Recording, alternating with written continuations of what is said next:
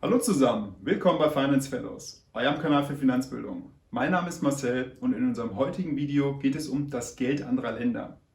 Wir starten das Video mit einer kurzen Definition und den Grundlagen von Währungen, bevor wir dann im zweiten Abschnitt uns angucken, wie und warum Währungen überhaupt gehandelt werden.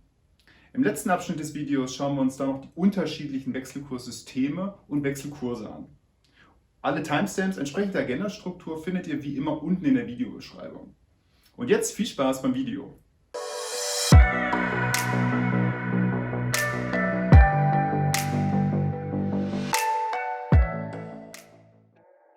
Starten wir zu Beginn mit einer Definition des Begriffs Währung. Als eine Währung wird im weitesten Sinne die Verfassung und Ordnung des gesamten Geldwesens eines Landes bezeichnet. Vereinfacht gesagt ist also eine Währung die Geldeinheit eines Landes. Demnach gibt es auf der Erde viele unterschiedliche Währungen. Die wichtigsten und wohl auch bekanntesten sind dabei der Euro, der US-Dollar, der Schweizer Franken, das britische Pfund oder auch der japanische Yen. Zunehmende Bedeutung hat in den letzten Jahren auch der chinesische Yuan gewonnen. Darüber hinaus gibt es natürlich auch noch viele weitere, meist kleinere Währungen. Im internationalen Handel werden alle Währungen mit 3 Buchstaben gekennzeichnet und geführt. Zum Beispiel EUR für den Euro, CHF für den Schweizer Franken und USD für den US-Dollar. Dabei stehen in der Regel die ersten beiden Buchstaben für das Land, der dritte Buchstabe für den Währungsnamen. Beispielsweise US für United States und D für Dollar. Einzige Ausnahme ist hier der Euro, weil es sich hier um eine Gemeinschaftswährung verschiedener Länder handelt. Wie wir bereits in den Grundlagen des Geldes schon gelernt haben, gibt es ja unterschiedliche Formen des Geldes, zum Beispiel das Bargeld oder auch das Buchgeld. So finden sich diese Formen logischerweise auch im Bereich der Währungen wieder. Dabei wird ausländisches Bargeld als Sorten bezeichnet, ausländisches Buchgeld hingegen werden Devisen genannt. Bevor wir uns detaillierter mit dem Zustandekommen von Wechselkursen beschäftigen, beantworten wir vorab die berechtigte Frage, warum Währungen überhaupt gehandelt werden müssen. Hierbei ist es hilfreich, dass wir uns 2 unterschiedliche und einfache Beispiele angucken. Vorab sei noch erwähnt, dass über Banken oder sogenannte Wechselstuben Sorten und/oder Devisen gehandelt werden können. In unserem ersten Beispiel haben wir einen europäischen Produzenten von Autos, der in engen Wirtschaftsbeziehungen zu den USA steht. Für die Produktion seiner Autos benötigt das Unternehmen aufgrund seiner internationalen Logistikkette Fahrzeugteile aus den USA.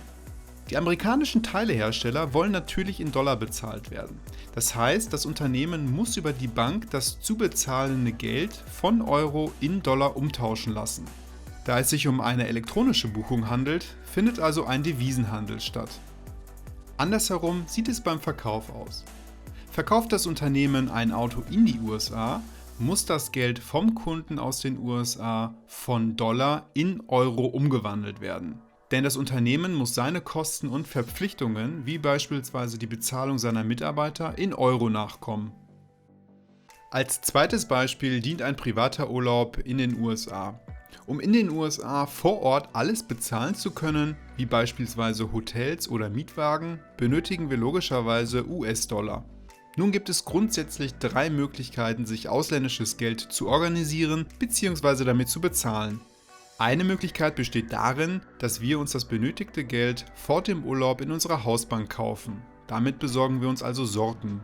Alternativ können wir das Geld auch vor Ort in den USA über Bankschalter, sogenannte ATMs oder Wechselstuben organisieren. Letztlich besteht auch die Möglichkeit, dass wir Transaktionen in den USA direkt mit unserer Kreditkarte zahlen, also bargeldlos. In diesem Fall wird der Geldtausch automatisch von den Banken zu den entsprechenden Devisenkursen durchgeführt. Welche der 3 Varianten dabei am besten ist, muss jeder für sich selbst entscheiden. Maßgeblich sollte eine solche Entscheidung jedoch von den Kosten abhängen, die von den Banken und Wechselstuben erhoben werden.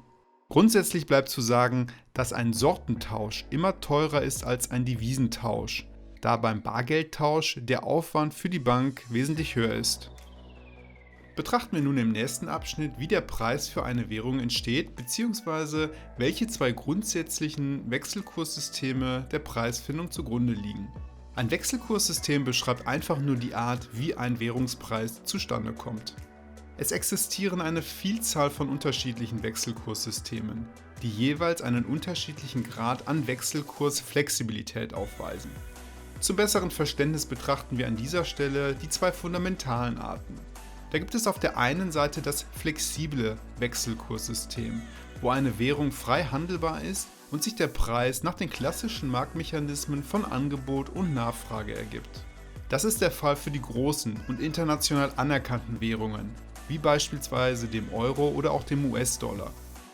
Auf der anderen Seite gibt es das feste Wechselkursregime, wo es die Zentralbank ist, die den Preis einer Währung definiert und/oder stabil hält.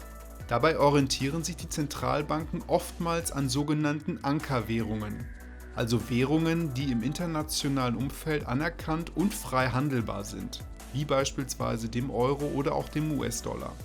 Insbesondere die Orientierung der eigenen Währung an eine Fremdwährung wird in der Regel von kleineren Ländern mit kleineren Währungen angewendet, wie beispielsweise Bulgarien oder auch Bosnien-Herzegowina, die sich beide am Euro orientieren. Dadurch sollen extreme Schwankungen der eigenen Währung vermieden werden. Werfen wir nun einen genaueren Blick auf das flexible Wechselkurssystem und schauen uns beispielhaft an, wie sich der Preis eines US-Dollars zum Euro ergibt. Wir legen hierbei das aus dem Gütermarkt gängige Preis-Mengen-Diagramm zugrunde.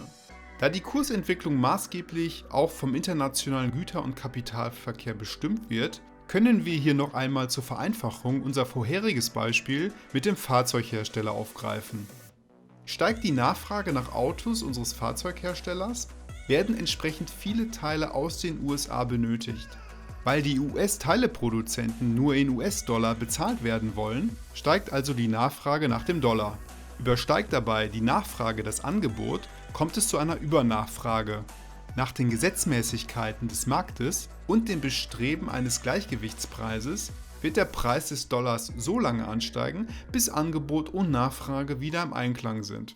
Es findet eine sogenannte Aufwertung des US-Dollars statt. Muss unser Unternehmer hingegen viele Dollar umtauschen, weil er beispielsweise die heimischen Kosten in Euro zu bedienen hat, steigt das Angebot am US-Dollar. Er fragt also Euro nach und bietet US-Dollar an. Werden mehr Dollar angeboten als nachgefragt, kommt es zu einem Überangebot. Der Dollarkurs wird demnach so lange sinken, bis die Nachfrage wieder dem Angebot entspricht. Es findet eine Abwertung statt. Dieser Vorgang von Angebot und Nachfrage und Preisanpassung findet natürlich permanent und von vielen Akteuren statt und führt, über einen längeren Zeitraum betrachtet, damit zu einem Währungskurs. Der Devisenmarkt, auch FX-Market genannt, das steht für Foreign Exchange Market, ist der Platz, wo die unterschiedlichen Akteure zusammentreffen und den Preis einer Währung definieren. Der Handel verläuft dabei nicht zentral über einzelne Börsen, sondern dezentral, direkt zwischen den Marktteilnehmern wie beispielsweise Banken oder auch großen Unternehmen.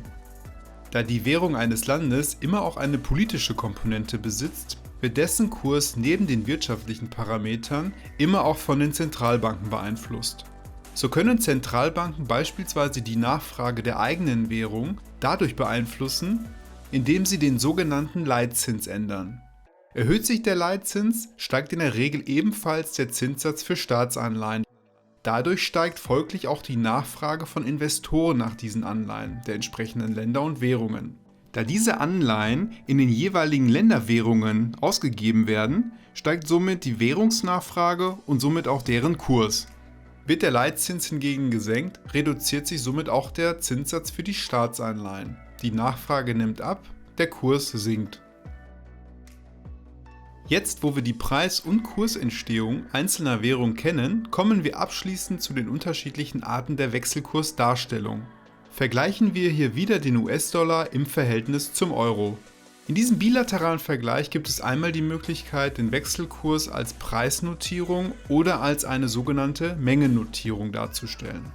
Dabei zeigt uns die Preisnotierung an, wie viele Einheiten der inländischen Währung, in diesem Fall dem Euro, eine Einheit der ausländischen Währung, nämlich dem US-Dollar, kostet. Die Mengennotierung hingegen gibt an, wie viele Einheiten der ausländischen Währung wir für eine Einheit der inländischen Währung bekommen.